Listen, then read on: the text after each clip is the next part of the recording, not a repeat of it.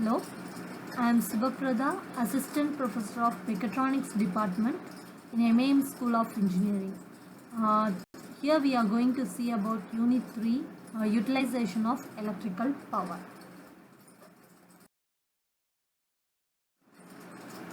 Renewable energy. Renewable energy is energy generated from the natural resources such as sunlight, wind, rain, tides and geothermal heat. It is a energy that is generated from natural processes that are continuously replenished. This energy cannot be exhausted and it is constantly renewed. The alternative energy is a term used for an energy source that is an alternative to using the fossil fuels. So it indicates energies that are non-traditional and have low environmental impact. Types of renewable energy sources.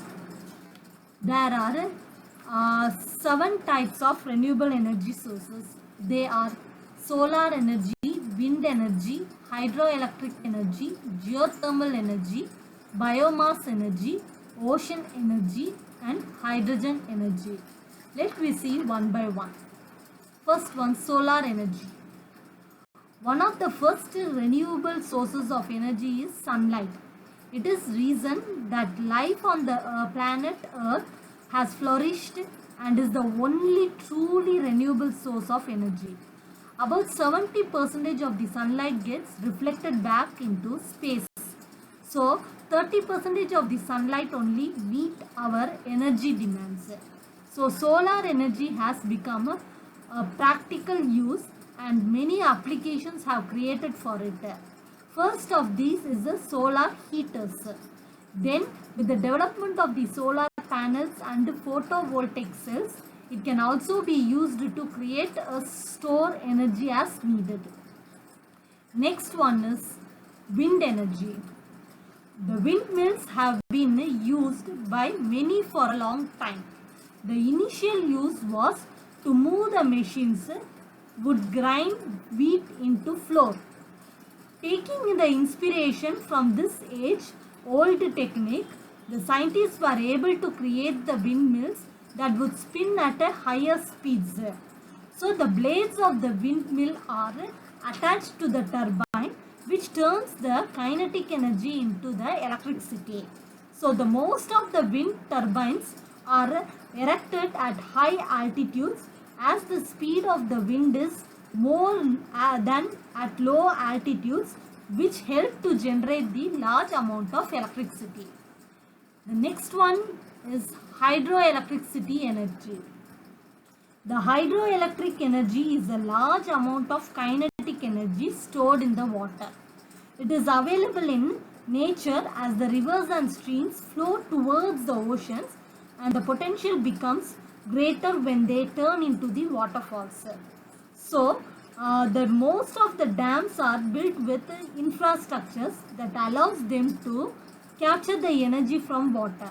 So, the kinetic energy of moving water is used by the hydropower plants to give mechanical energy to turbines, which in turn convert into electrical energy through generators. The next one is geothermal energy. So geothermal energy is nothing but it is a great deal of energy tapped inside the molten magma. So that is, this heat transfers itself to the deep stores of water and air that flow through the earth. In order to realize the heat and regulate the temperature of the core, the heated water and air are released through the vents. So the vents of the heated air and steams are used to generate the power, which is yet another renewable source of energy. So the geothermal energy is completely renewable and it reduces dependence on fossil fuels, which provides a job benefit and significant cost saving. The next one is biomass energy. So biomass energy have biofuels and biogas as renewable source of energy.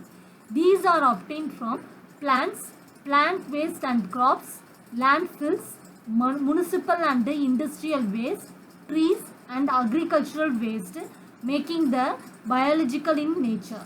So biogas has been produced in the natural circumstance for thousands of years. So it is used for transportation, power generation and heating homes.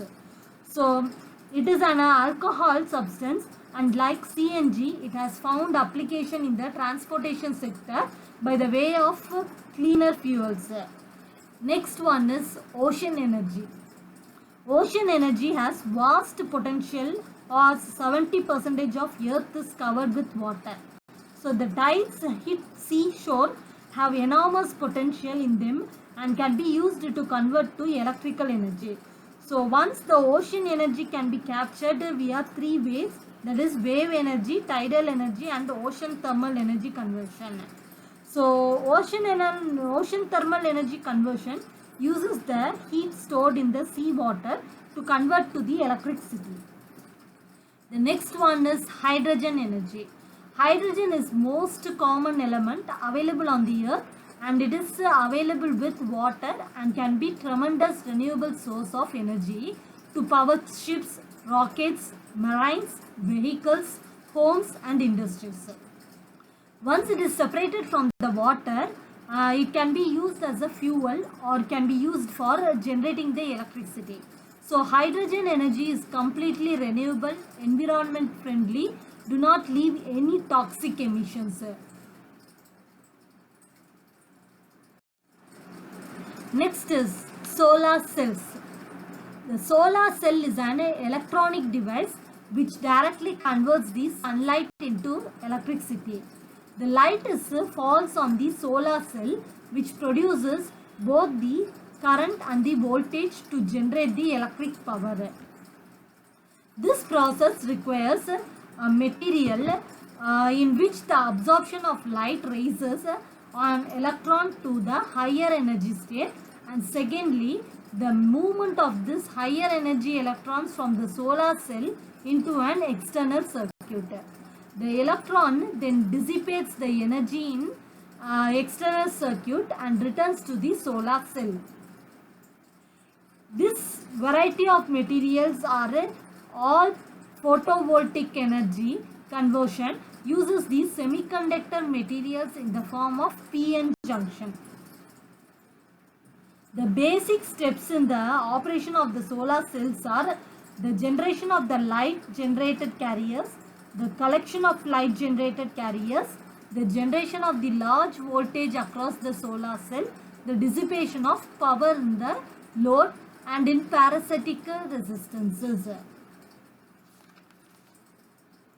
Photovoltaic solar panels are made of many solar cells.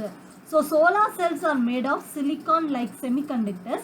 They are constructed with positive layer and negative layer, which together create an electric field just like a battery. There are two types of solar power plants.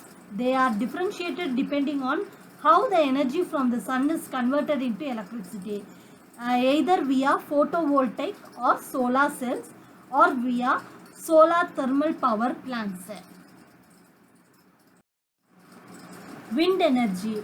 Wind energy is a form of solar energy. Wind energy is the form of renewable energy. So it is caused by the uneven heating of atmosphere by the sun, the irregularities of Earth's surface and the rotation of the Earth.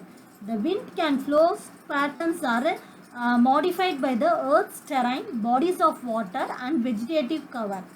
So the term wind energy or wind power describes the process by which the wind is used to generate the mechanical power or electricity.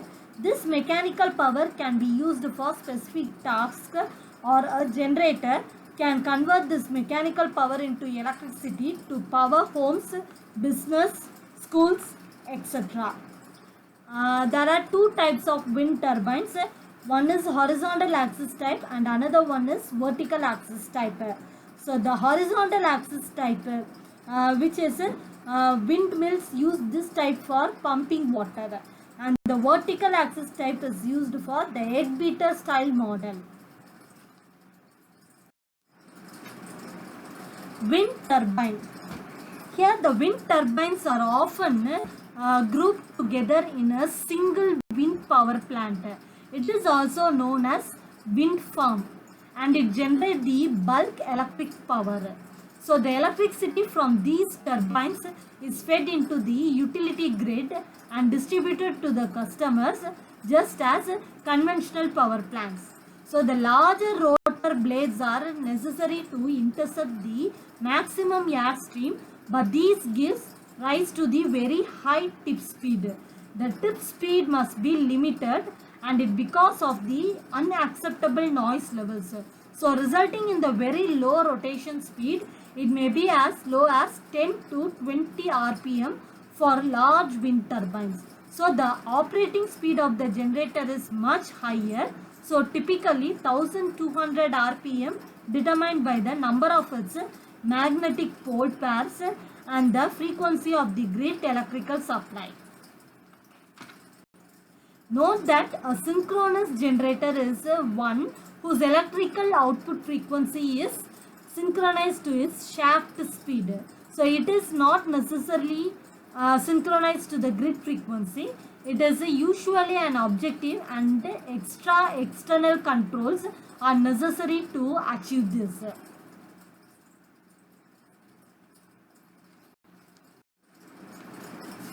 Fluorescent lamp. The fluorescent tube lamp is a low-weight mercury vapor lamp that uses fluorescence to deliver the visible light. The main parts of the fluorescent tube light is fluorescent tube, ballast, starter, holder, wire, etc. So the working condition is the choke is a fact of a large inductor. It consists of long chopper winding over the iron laminations. An inductor by nature always has a tendency to throw back the stored current in every time the power through it is switched off. This principle of a choke is exploited in lighting a fluorescent tube light.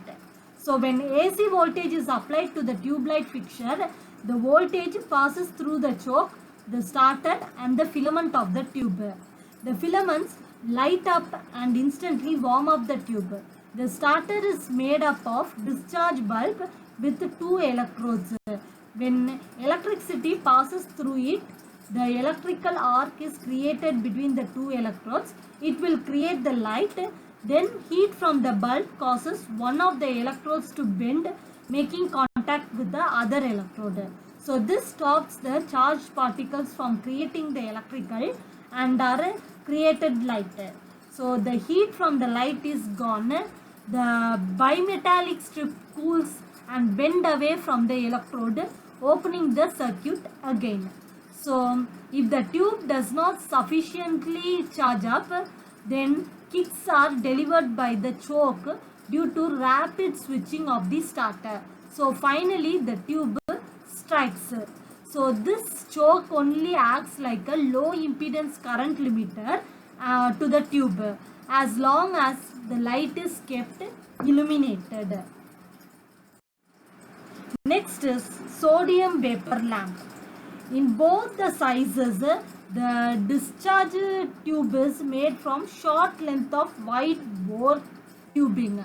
So a sodium vapor lamp is a gas discharge lamp. It uses sodium in an excited state to produce the light at the characteristic wavelength near 589 nanometer. Sometimes the wire in the tube takes the form of the finely coiled tungsten filament, and it is unclear this plays any heating role to further lower the lamp ignition voltage. This tube is pierced with a small hole near its midpoint to allow the inner space to the evacuated lamp production. So the main electrodes consists of coil of tungsten wire bent into a simple U shape. They are coated with usual oxide emission mixture and are capable of being heated to thermionic emission temperature by discharge itself. So in the earliest installation, it was standard practice for both the electrodes to be preheated. So after ignition, the cathodes are maintained at the correct temperature by the heat of the discharge. So thermal insulation of the discharge tube is provided by mounting in a large diameter outer bulb which is evacuated to high vacuum. So the insulation is improved by the presence of secondary glass sleeve and which covers all the length of the discharge tube. So these sodium vapor lamp comes into two major groups. One is a high pressure sodium lamp and another one is low pressure sodium lamp.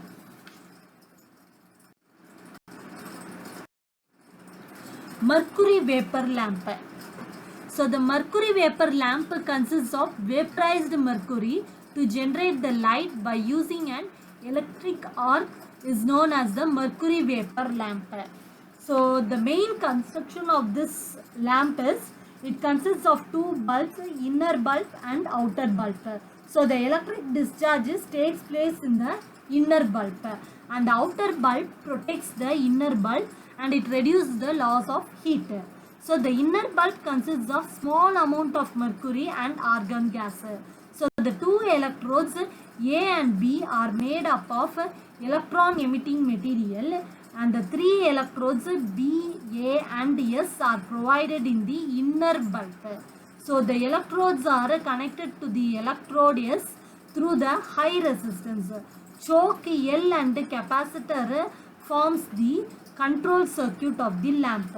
So between the two tubes, the nitrogen gas is used to filled to provide the thermal insulation. So this insulation is for to protect the metal parts from the oxidation due to the higher arc temperature.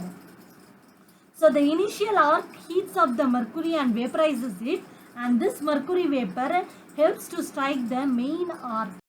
So the resistance for the main arc current control resistor is less than the resistance of the resistor used in the inertial arc current control purpose.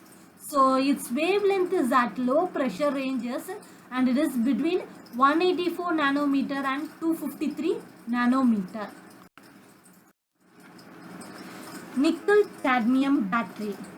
The nickel cadmium battery is a rechargeable battery and it was first type of rechargeable cell that could be used for portable electronics equipments. So it is made up of nickel oxide hydroxide and cadmium as electrodes and alkaline potassium hydroxide as electrolyte.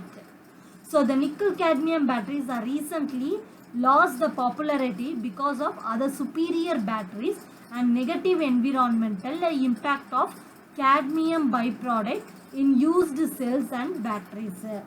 So the active materials in the nickel cadmium batteries are nickel hydroxide, spongy cadmium and the electrolyte potassium hydroxide solution which is with the specific gravity of 1.2.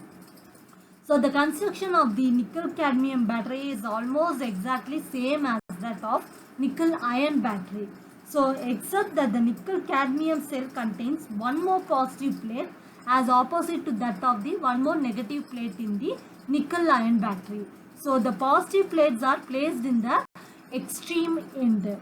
So the chemical reaction in nickel cadmium battery perfectly reversible. So nickel hydroxide and negative plate is cadmium hydroxide, while discharging the positive plate converts it into nickel hydroxide and the negative plate into converted into cadmium.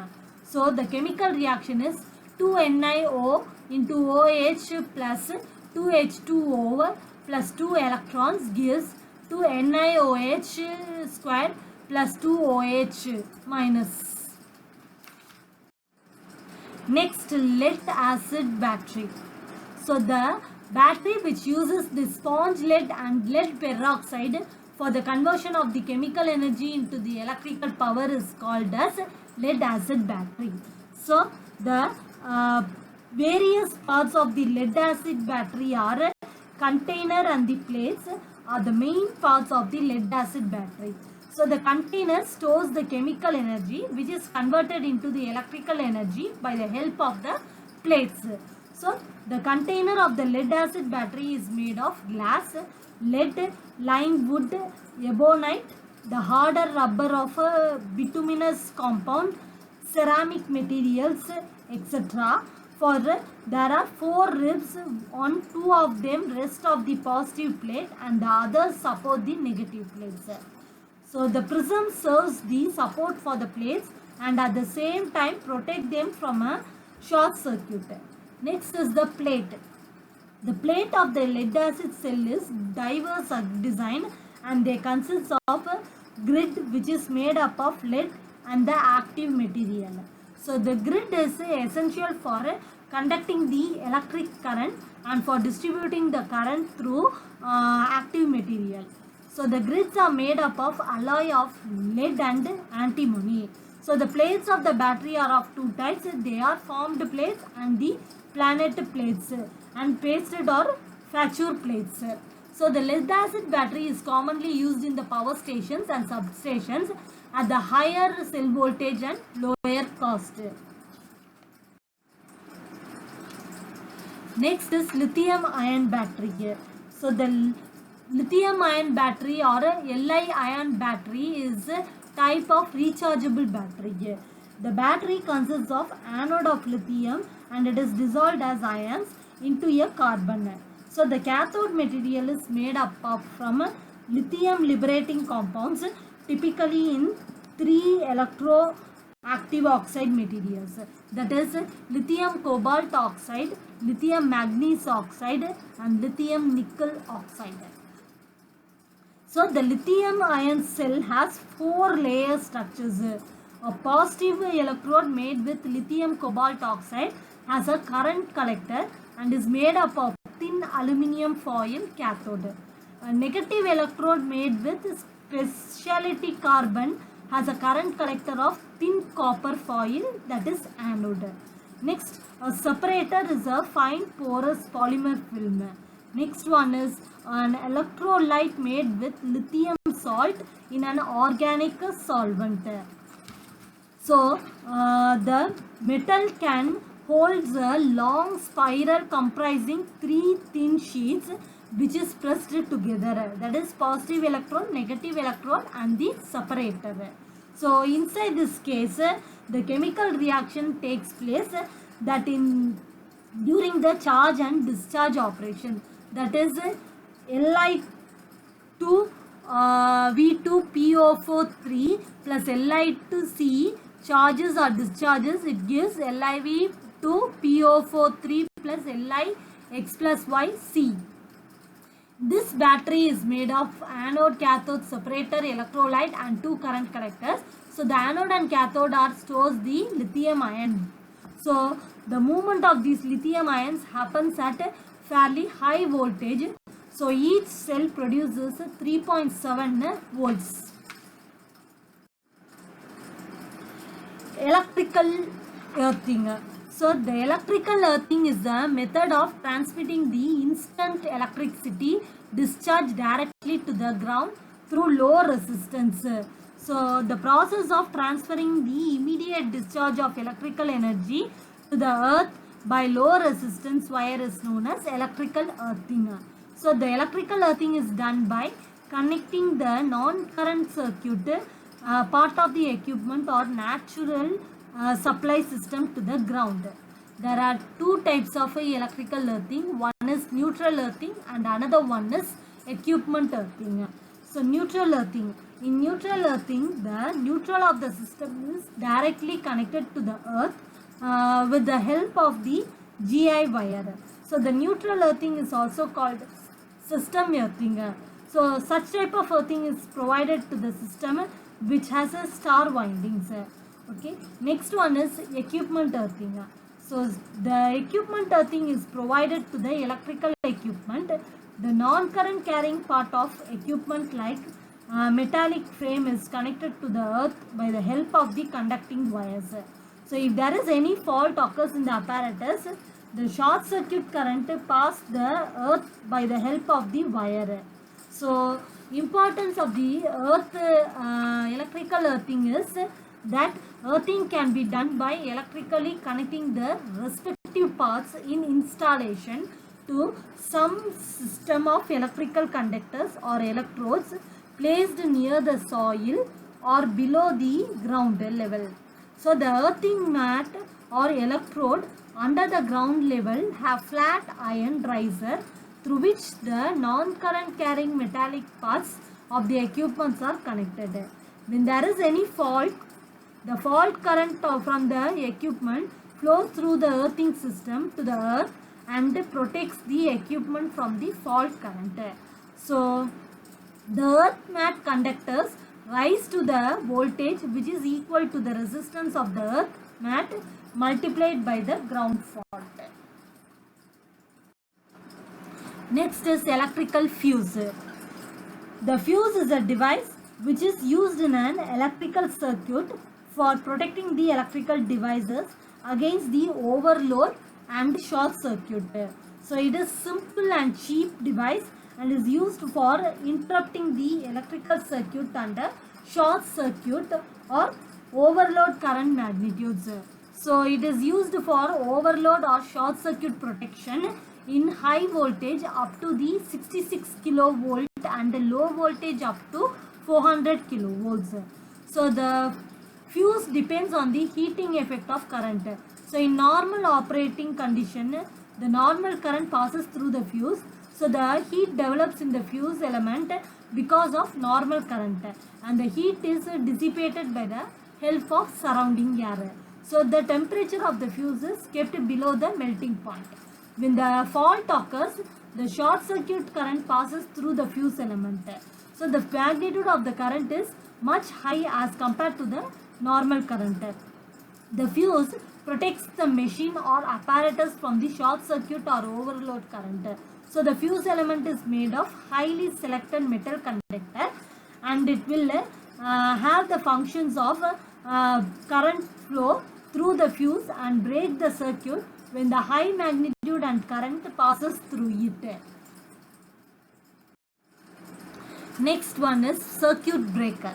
So a circuit breaker is a switching device which can be operated manually and automatically for controlling and protecting a electrical power system. So if there is mainly designed for closing or opening of electrical circuit and it protects the electrical system from the damage. So the circuit breakers are essentially consists of fixed and moving contacts. So these contacts are touching each other and carrying the current under normal conditions.